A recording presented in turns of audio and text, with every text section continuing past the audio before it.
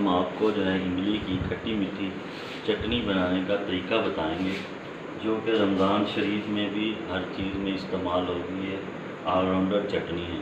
इसको आप जो है समोसों पकौड़ों के साथ भी खा सकते हैं, केचप के तौर पर भी इस्तेमाल कर सकते हैं। इसमें हमें जो ज़रूरत चीज़ों की है उसमें ये देखिए इमली है, इसको हमने भगो के रखा हुआ है तकरीबन 3 से 4 घंटे। तो इसको हमने तो फिर ऐसे करके छानने में इसकी जो है ना गुठलियाँ निकाल लेंगे, पल्प को अलहदा कर लेंगे। और इसके अलावा जो इसमें इंग्रेडिएंट पड़ेंगे उसमें हम सॉल्ट है तकरीबन एक, उसके अलावा ये ज़ीरा है, ये रोस्ट कर लिया था तवे पे। अच्छा, उसके अलावा कुटी हुई लाल मिर्च है, मिर्च पाउडर है, सूंड पाउडर है और ये है शुगर।